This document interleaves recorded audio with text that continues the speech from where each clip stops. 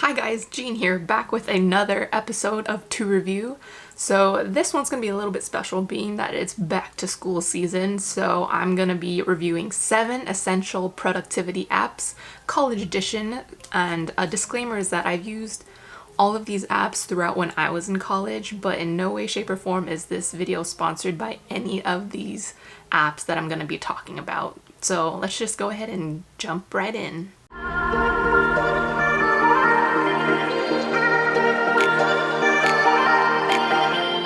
Another disclaimer is that all of these apps are mainly for the iPhone, just because it's what I used throughout college. So it's for the iPhone particularly, although most of these apps are on Android, and all of these apps are also free.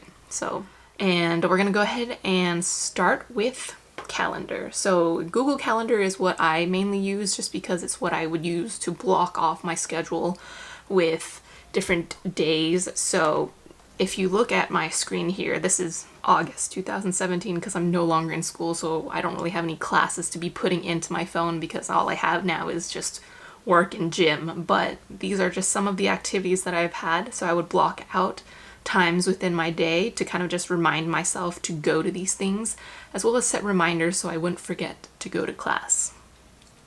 So it's just really to remember what you got next. Moving on to app number 2. Now, the second app that I'm going to recommend is Evernote. A lot of you guys have heard of Evernote, and it's great because it's an easy way to jot down quick notes. And I know there's already a note app within your phone, your smart device, and your laptops.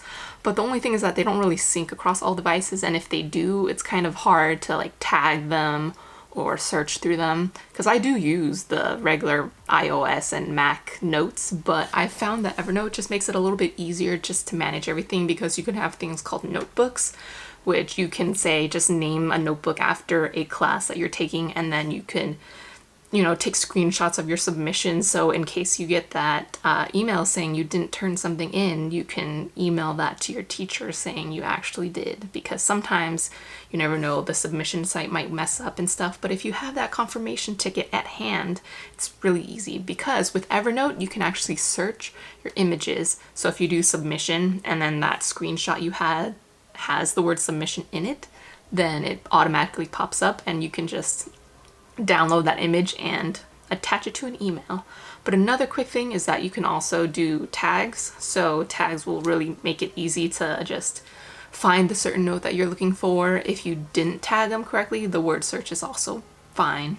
But the only thing is that if you have multiple devices, say like a phone, a tablet, and a laptop, Evernote Basic basically only lets you use 2 of these. So the way around it that I have found is that if you create another Evernote account and just share your notebooks across all of those accounts that you want, maybe you want 4 or 5 devices to also have it, because each one only has a maximum of 2.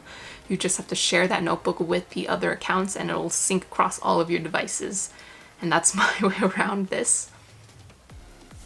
Jumping into the third app that I would recommend, and that's Scannable. Now this app is also made by Evernote, the company that makes Evernote, but the only bad thing about this app is that this is the app that's only available on iOS and not available on Android.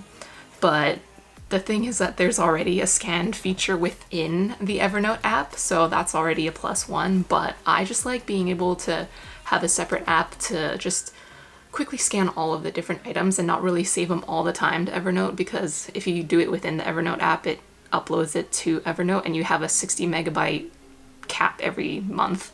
So I do it and then I'll normally just airdrop it to my laptop, or I'll upload it to my Dropbox or something like that. And it makes it easy to just scan your papers and possibly fill a 9-9 for that potential job offer that you got.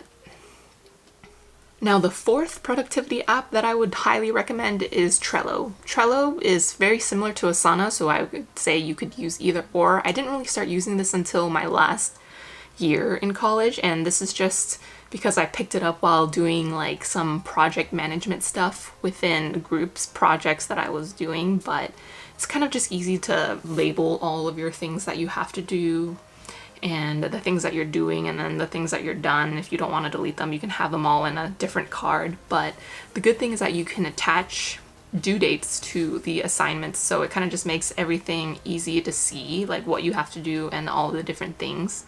The fifth app that I would highly recommend is some sort of cloud app. So this could be Google Drive, Dropbox, Box, OneDrive, and I personally use all four of them. I have different things that I use them for. I mainly use Dropbox just because I have more space on that. So I know that Dropbox only gives you about, I think it's 2 gigabytes, and then every extra space that you want, you have to purchase.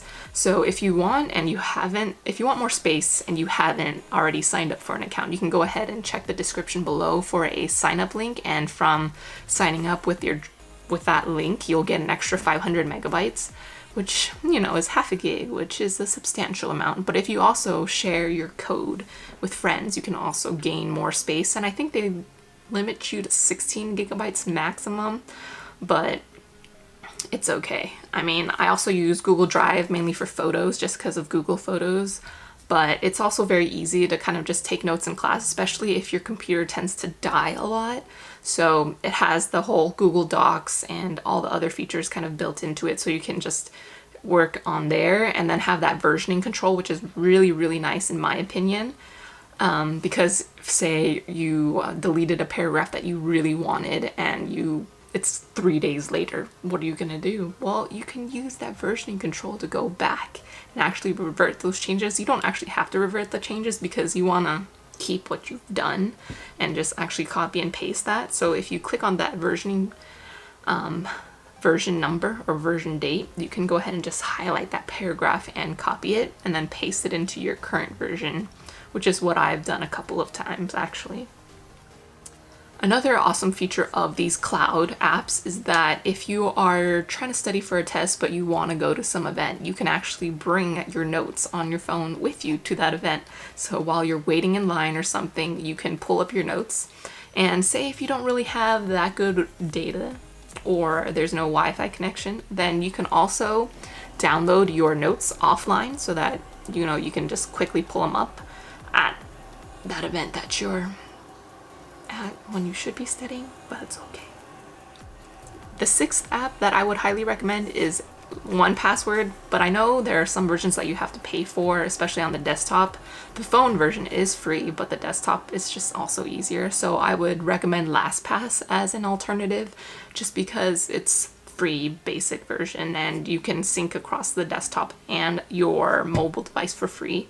And it just makes it easier because they recommend certain passwords that are more secure, that are just mumble jumble alphanumeric characters, and it just makes it a lot easier than having you use the same password for all of your accounts, just because in case one account gets hacked, that hacker will also know your password to all these other different accounts that you have.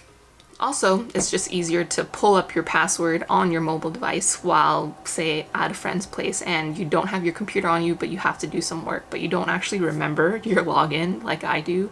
So it's really easy to just sign in. And both of these apps actually have the fingerprint scanner option, so you don't have to actually type in your master password, you can just scan, but you do have to enable that feature. Now, this last app that is kind of a productivity app is Spotify. Now, you might be wondering, how is Spotify a productivity app? Well, I'm one of those people that can't really study in peace and quietness. I know, but I can't really listen to songs with lyrics in them either because those kind of tend to distract me. So there are options on Spotify that are just nature sounds or, say, classical music if that's what you're into. And those will definitely save your life, and you already have the app on your phone most likely. You just probably didn't know that it had this productivity feature in it. Alright, that's all that I have for this episode. If you guys thought that this video was helpful, go ahead and smash that thumbs up and subscribe if you would like to see more. And if there was an app that you thought that I might have missed that you think is super productive, feel free to comment that down below. And I'll see you next time.